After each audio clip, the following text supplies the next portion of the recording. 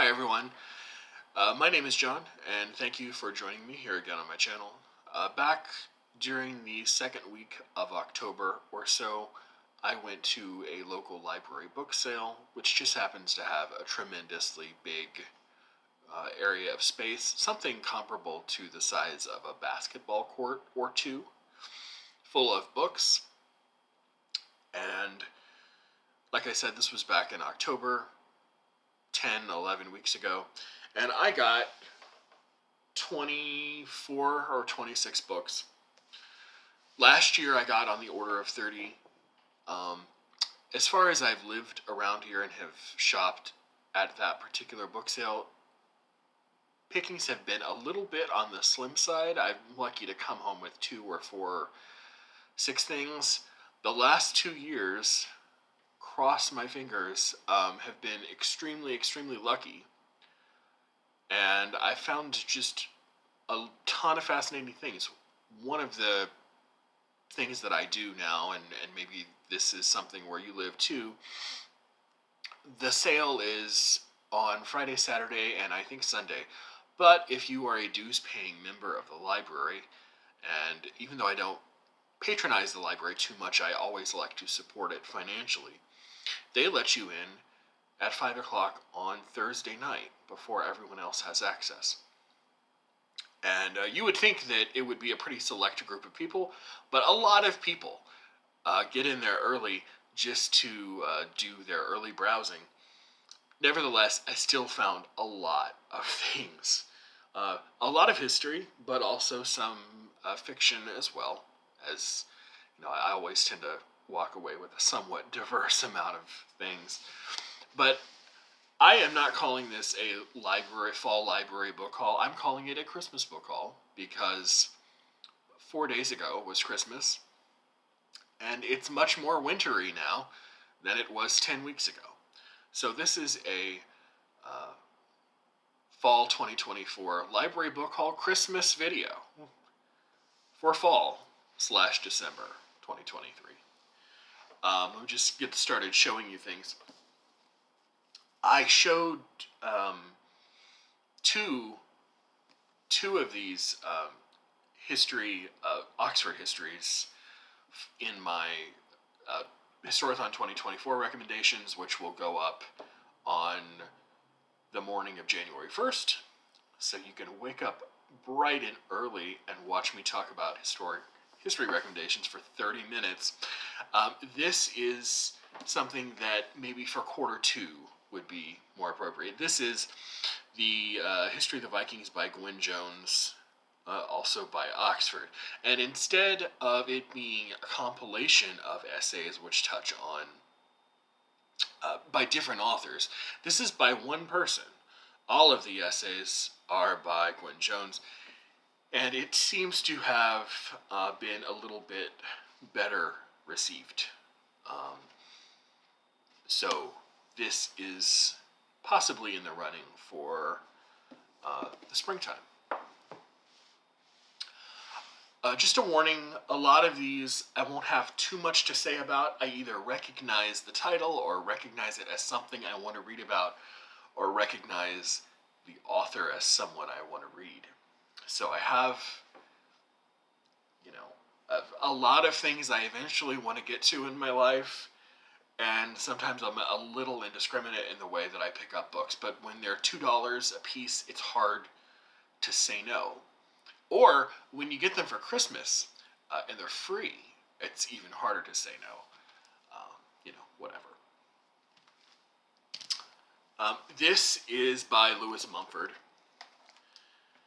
And I never really thought I would run across a book like this.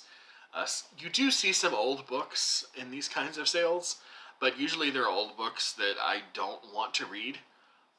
And I'm sure this book is still in print. It has to still be in print. But I've never come across a new copy, and this looks to be an older but in great condition copy. This is The City in History by Lewis Mumford. Harcourt Brace and World. And this just traces the phenomenon of the city all the way back from first civilizations through the 20th century. I think this was written in the 40s or the 50s, something like that. This I see 61, but it goes all the way back to um, Paleolithic times. I just came across the word, the Paleolithic Neolithic Union. So Lewis Mumford is someone I've never read in the original, have read a little bit about, but have never read him.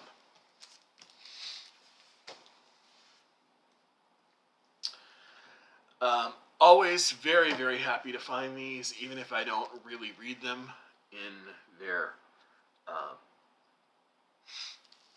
fullness, because they're sometimes 11 and 1,213 pages long. But this is Library of America. Excuse the glare. I chose the worst time of day to sit by my dining room table and record this video.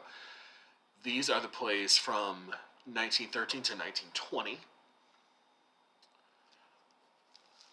And I also found the plays from 1920 to 1931. So, in great condition, by the way, but just, library copies, but that's all right.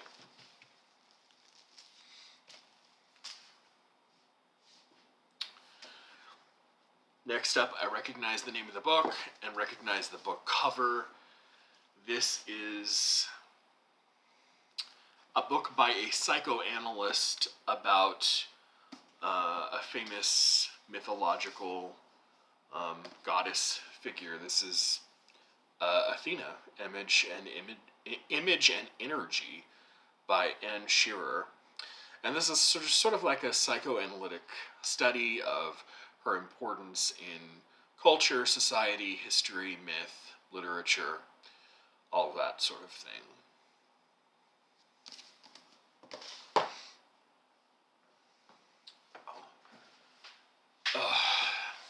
Really angry about this book. The dust cover is over there, and it's a little bit too far away for me to reach, so I won't do that to you. But this had a beautiful dust jacket on it. And the person who was packing up my bag, I brought bags. Instead of laying it flat, she did this. And of course, the dust jacket caught on something and it ripped badly, like halfway up the book. So I'm thinking about just trashing the dust jacket. But anyway, the book is Royal Charles by Antonia Fraser. And it is her biography of Charles II. So, this is not a book I knew that she wrote.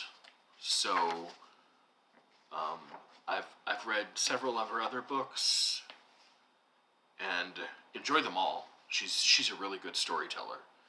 But didn't know about this one. This is from the early 80s, I believe. There are initials, AF.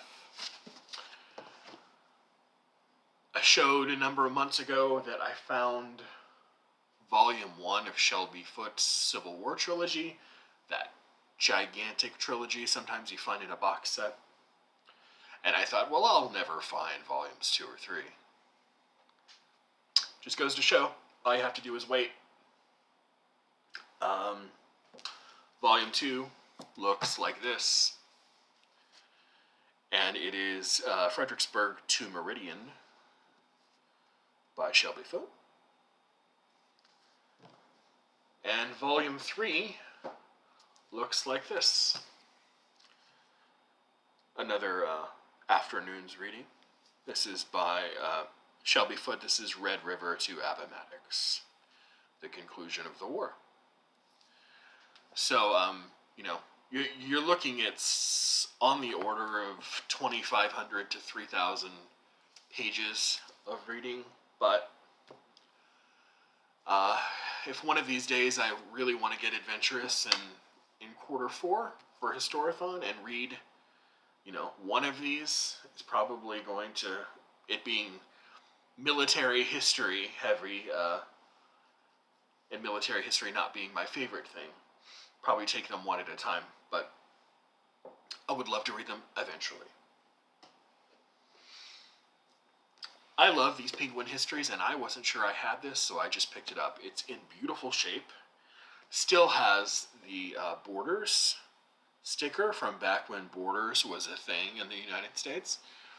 This is Maurice Keene's The Penguin History of Medieval Europe. There's, of course, a number of these. This is, I don't know which one or two, I'm guessing. But they also have a history of the Christian Church, which is a pretty good series. I've read 2 or 3 of those in the Penguin histories. Quite good. All right. I have this somewhere else. It's in a box somewhere in a shed. And I'm thinking I just want to read this because it's a classic. It's one of the few really good pieces of Byzantine history that we have from an original source who worked, primary source who actually worked in and around the Byzantine court. And this is 14 Byzantine Rulers by Michael Sellis. He was, 11th century, born in or around 1018 and died in or around 1096. And it is kind of on the order of, a Byzantine version of Suetonius's 12 Caesars. Just potted histories of some more famous, some not as famous Byzantine emperors and empresses too. We have Theodora.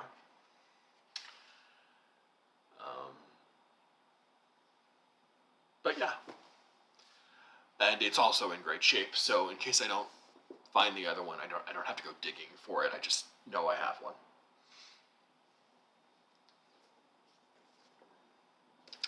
Was absolutely pleased to find something like this. I love little quirky biographies by late 19th and early 20th century English writers. They just seem to have a thing for storytelling and a sense of humor that I can usually appreciate. This is Edith Sitwell's English Eccentrics, a gallery of weird and wonderful men and women. And it is another set of biographies about most people I haven't heard of. I don't know if they're supposed to be famous or well known, but they're largely humorous, insightful, witty sort of observations about these people's lives. If anyone knows more about this book in particular, I would be curious. I know about Sitwell, her life, but I don't know too much about this book.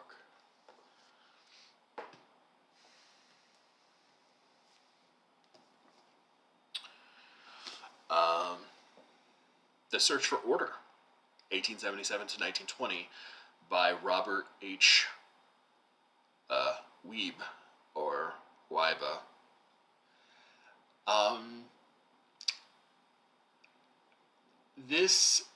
Okay. For some reason, I was I was assuming this was Europe during this period, but it's America after the Reconstruction. I should have been set off by 1877, of course, which is the sort of tag year for the end of Reconstruction. But this is American history, right up through, I guess, World War I.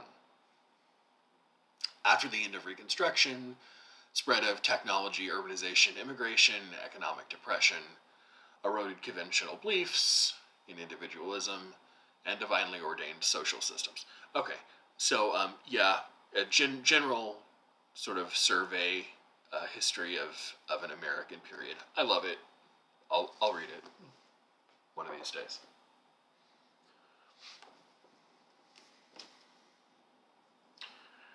This is a Cambridge University book. They come out sometimes with really wonderful edited selections by people who have, some philosopher, some sociologist, some historian. And this happens to be a sociologist that I've read pieces of here and there. This is their Emile Durkheim selected writings, and this was put together by Anthony Giddens, one of the best living English sociologists, in my opinion. This has written some really, really great stuff. And this has essays on the science of morality, social solidarity, political sociology, religion and ritual, the sociology of knowledge, secularization and rationality. A lot of the topics that were interesting to sociologists at the end of the 19th and the beginning of the 20th century. So, there's that. You probably recognize David Hackett Fisher's name from writing a handful of books about Revolutionary War period United States, or Champlain's Dream, the book that he wrote about Samuel Champlain. This is one of the books that he wrote earlier in his career. It has a bit of age on it, my copy does. And this is Historians' Fallacies, Toward a Logic of Historical Thought. And just from a sort of a cursory glance, this appears to be his take on some of the fallacies, formal and informal, that historians can fall prey to when they are practicing their craft or art or science or whatever you want to call the writing of history. So it looks at fallacies of causation, motivation, fallacies of narration, fallacies of generalization, fallacies of factual significance, fallacies of question framing, a whole bunch of different mistakes that you can possibly make when you're looking at a body of evidence and trying to put together a story that explains in a compelling way why one thing led to another, which is what historians, give or take, basically do, right? So it's his take on some of those possible fallacious arguments. I'm slowly collecting these, trying to not pay full price for them, and I think I now have 5 or 6 of them. I come across them eventually. They just take time. Princeton University and their Bollingen collection, they came out with the complete edited works of Carl Jung, and I came across 2 more volumes back in October. This is Dreams. Now, I don't know if this is a book that Jung wrote, or if this is an edited selection of articles and excerpts about dreams that he wrote, but in either instance, I'm up for it. And to accompany the aspects of the feminine that they also have, excuse me, this is Aspects of the Masculine, both from the Bollingen series. When I do my deep dive into Carl Jung when I'm 197 years old, I will read those. Another psychoanalyst I want to read. Don't find a whole lot of psychoanalysis at these bookstores, but when I find a book that's in decent condition, I'll pick it up. This is R.D. Laing, Self and Others.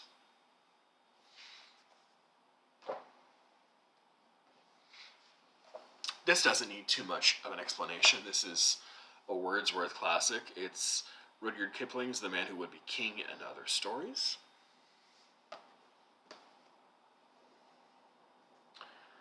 And then this set of books is kind of the find of the sale. All in superb condition. a set of 4 books. Would have been happy to find one standing alone, but I found all 4. And this is the, oh goodness, I forget the name of the trilogy. It's the Sea of Fertility, not trilogy. It's a cycle of 4 novels. Tetralogy, if you want to call it that. This is by Yukio Mishima. This is Spring Snow, in beautiful condition, vintage paperbacks. Volume 2 is Runaway Horses. Volume 3 is The Temple of Dawn. And Volume 4 is The Decay of the Angel.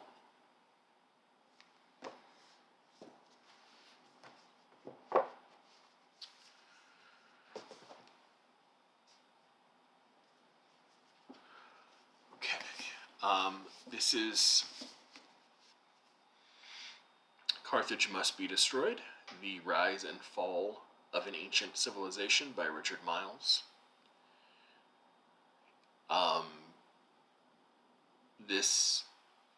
I'm not sure this needs too much of an explanation. This is just a penguin book that they put out in their line, hopefully because it's really good. I know that's not always the case, but it's about the rise and fall of Carthage.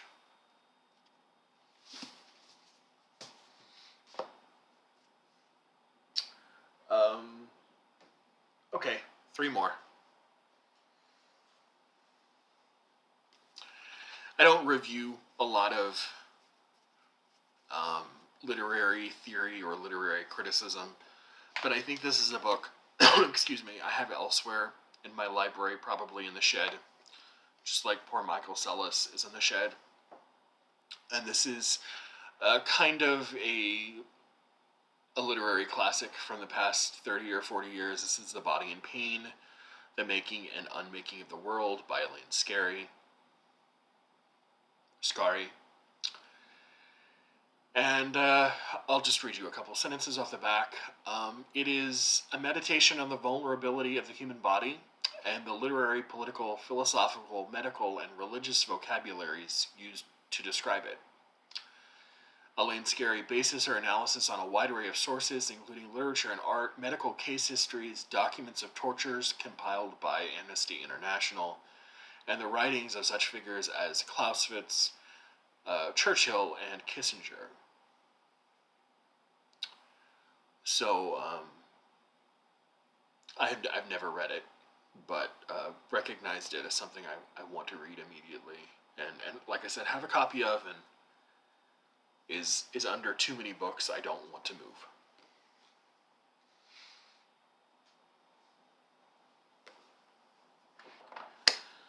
He's gotten in some trouble over the last handful of years, but before he started getting a little handsy with his students, John Searle was one of the better philosophers and interesting thinkers in late 20th and early 21st century philosophy, and this is The Construction of Social Reality.